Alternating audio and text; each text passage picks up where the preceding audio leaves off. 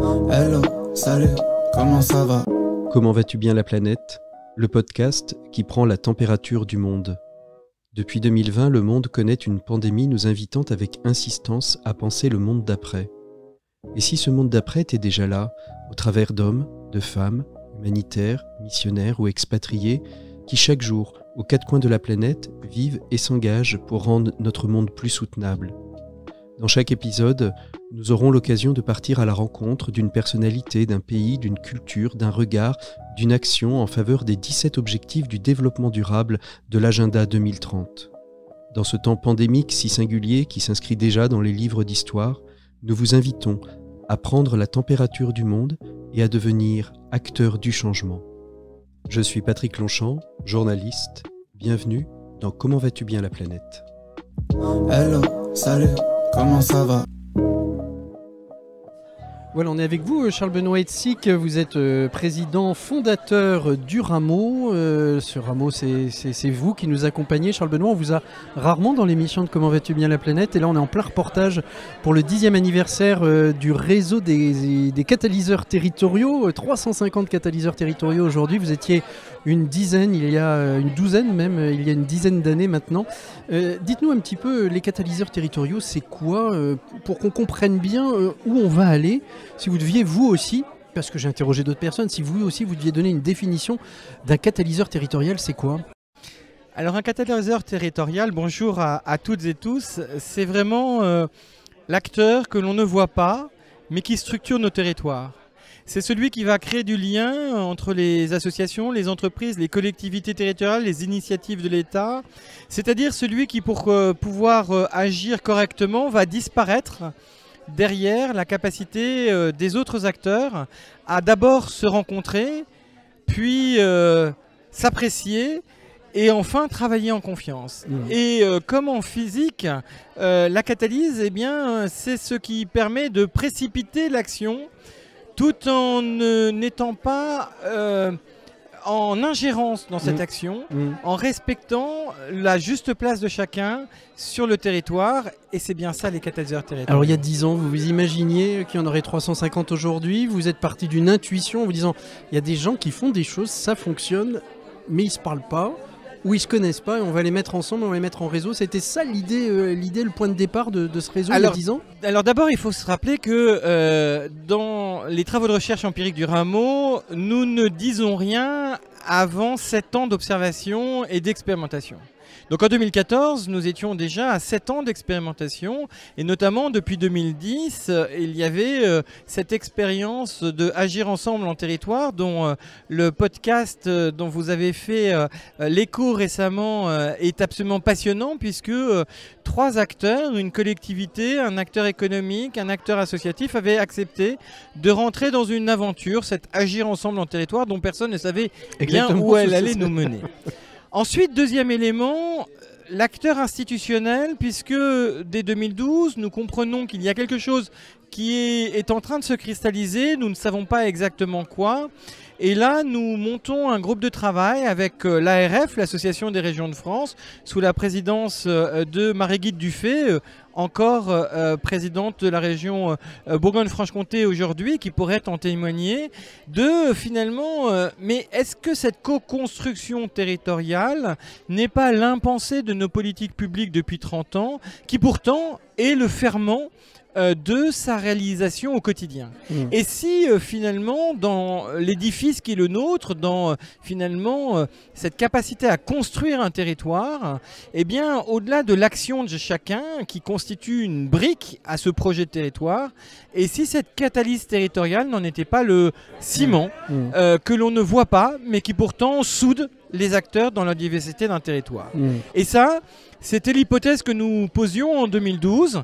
Et lorsqu'en 2014, nous avons créé ce réseau des catalyseurs territoriaux, nous avions déjà une centaine d'acteurs qui disaient « Mais oui, moi, j'ai l'impression que c'est un peu ce que je fais au quotidien. Ouais. Je ne sais pas exactement le définir, mais si nous le définissions ensemble, et c'est à ce moment-là qu'il fallait lui donner un nom, et que nous avons obtenu celui de catalyse territoriale, puisque comme je le disais tout à l'heure, la catalyse dans la physique, c'est celui qui disparaît lorsque l'action est là, le catalyseur est celui qui crée l'interaction, mais qui ne revendique rien sur l'action réalisée. Toute la difficulté qui émane de ce que vous venez de dire, Charles-Benoît Hetzig, c'est qu'à un moment donné, il faut disparaître pour aller catalyser ailleurs. Et un des risques de la catalyse, et on l'a peut-être sous-entendu ou vu ou entendu dans le dernier podcast, c'est que parfois, on reste parce qu'on est bien dans notre projet. Et finalement, on a été un catalyseur, mais on ne l'est plus.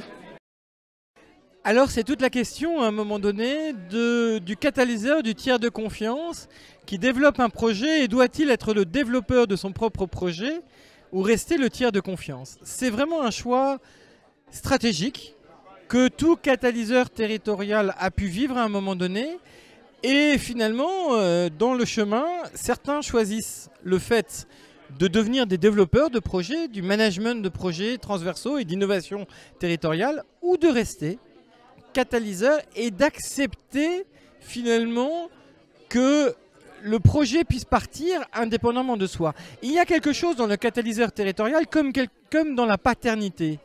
Nous sommes responsables de nos enfants tant qu'ils sont en âge finalement de ne pas être en totale responsabilité. Mais quand ils prennent leur indépendance, nous sommes responsables de les laisser s'autonomiser.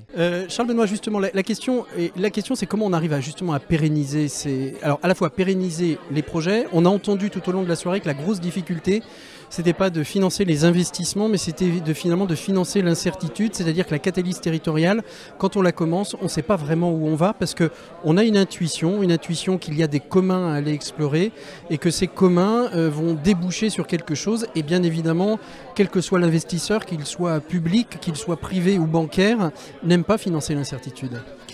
Mais en fait, parce que nous avons oublié à la fois ce qu'était l'investissement et ce qu'était l'innovation. Aucun jardinier, aucun vigneron ne planterait une vigne dans une terre qui n'a pas été préparée. Et c'est bien le rôle du catalyseur territorial que de préparer cette terre pour recevoir les plants de vigne. J'aime bien dire d'ailleurs que le même vigneron, donc le même catalyseur, si jamais il prend un cep de pinot noir et qu'il le plante en Bourgogne, en Champagne ou en Alsace, ça va produire 3 grands vins, ce qui montre bien que le rôle de la catalyse n'est pas d'influencer le projet, ce que va donner le cep de pinot noir, mais de préparer le terreau pour l'accueillir et pour féconder finalement sa capacité à grandir et à se développer. Et bien évidemment, cette étape est une étape importante, c'est-à-dire de prendre le temps de préparer sans savoir encore si c'est plutôt fécond pour un cep de pinot noir, de pinot meunier ou encore de chardonnay. Et finalement, c'est en chemin qu'on le découvre.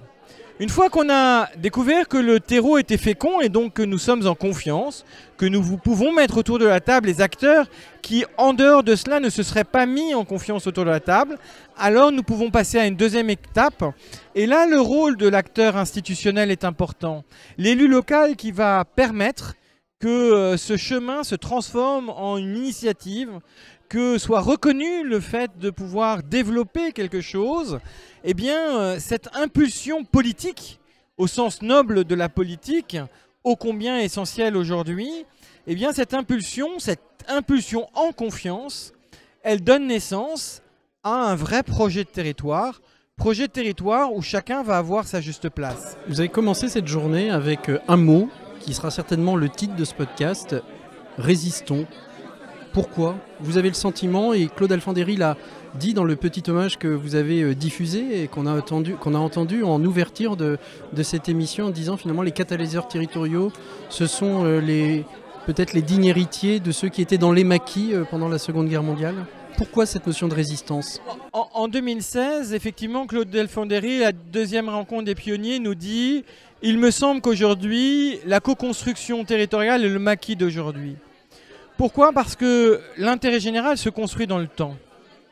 L'intérêt général est basé sur la confiance. L'intérêt général est basé sur la capacité à inventer des solutions qu'aucun d'entre nous ne saurait faire seul. Et de ce fait, d'inventer une performance qui n'est pas seulement individuelle, mais collective.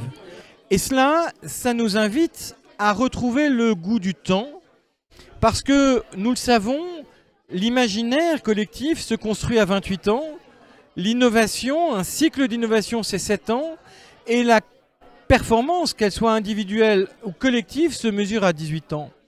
Donc oui, nous devons être des résistants de l'intérêt général, résistants au sens de résister à la volonté de vouloir faire trop vite ce que seul le temps peut faire. Et peut-être qu'il faut, en ce sens, que nous retrouvions le sens du fait que le temps est notre allié et non pas notre ennemi, à un moment donné où l'immédiateté de nos décisions, l'immédiateté de notre volonté, la croyance en ce que tout peut se faire très vite, ne respecte pas la nature, puisque dans la nature, nous savons que le temps de gestation est un temps indispensable. Dernière question, l'avenir de notre société contemporaine. Nous traversons des moments politiques, démocratiques, de gouvernance même de notre État, assez complexe, compliqué, peut-être dangereux, je n'en sais rien. L'avenir nous le dira. On a le sentiment qu'aujourd'hui, il y a deux modes de gouvernance. Un qui se cherche, qui ne sait plus très bien où il est, qui est un peu qui tâtonne, l'Assemblée nationale, la gouvernance nationale. Et on a le sentiment qu'à l'inverse, les territoires, eux, ont une intuition qu'il faut gouverner, qu'il faut être, qui sont dans une démarche autre que celle que ce qui se passe à Paris. Est-ce que vous avez le sentiment aujourd'hui, Charles Benoît, vous qui observez ces catalyseurs territoriaux tout au long de l'année, qui avaient des milliers d'exemples de coopération territoriale, qu'en fait les territoires ont peut-être mieux compris comment il fallait fonctionner aujourd'hui que nos têtes parisiennes? Mais je crois que tout le monde l'a compris.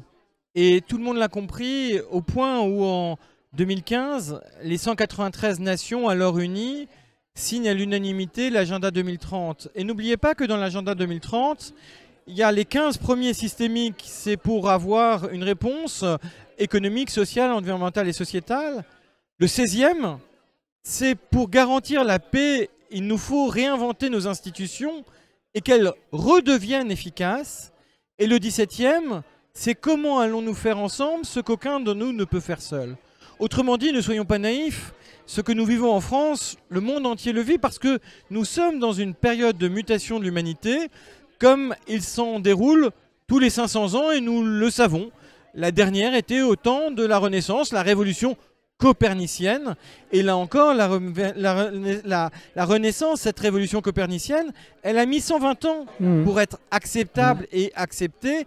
Donc acceptons que ce temps soit long et acceptons qu'il nous permette de le faire. Et si on le regarde, eh bien peut-être que dans les 3 leviers d'activation de l'intérêt général, nous avons beaucoup mis en avant la gestion régulatrice, les lois, les normes, et ça c'est important.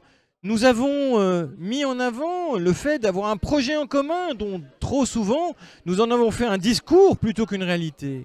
Mais nous avons oublié que le 3e levier d'activation de l'intérêt général, c'est l'action collective transformatrice. Autrement dit, comment on invente la pénicilline avant de crier que nous sommes capables de la déployer à grande échelle. Vous savez, on parle beaucoup d'impact aujourd'hui.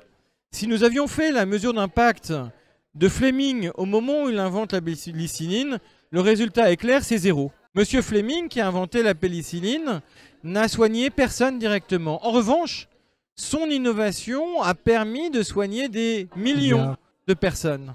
Eh bien, c'est ça nos territoires. C'est la paillasse d'aujourd'hui, c'est notre capacité à réinventer nos institutions, la capacité à avoir confiance dans l'avenir et notre capacité surtout de résilience parce que nous savons inventer des modèles qui articulent réduction des fragilités et développement de nouveaux modèles socio-économiques durables et pérennes parce qu'ils sont plus équilibrés. Cette journée, elle se clôt. C'est quoi votre mot de la fin? Quel est votre... Qu'est-ce que vous gardez de cette journée, Charles Benoît Hetzig? Pari de la confiance. Comme Pascal et Descartes l'ont fait à l'époque, parce que n'oublions pas qu'au moment du procès de Galilée, tout le monde savait qu'il avait raison. La question n'était pas est-ce qu'il avait raison ou tort sur l'héliocentrisme, sur le fait que la Terre tourne autour du Soleil et non pas l'inverse. Mais nous ne savions pas à l'époque comment gérer la dimension sociopolitique. Ne croyez-vous pas que la situation que nous vivons 500 ans plus tard est exactement la même? Nous avons tous conscience qu'il nous faut nous transformer, mais nous ne savons pas encore comment. Faisons-nous confiance collectivement sur la capacité de le faire. C'est ça, le pari de la confiance. Merci beaucoup, Charles-Benoît Hetzig. Merci à vous, Patrick Longchamp. Merci pour les émissions que vous faites, tout aussi passionnantes les unes que les autres. Merci. Hello, salut, comment ça va?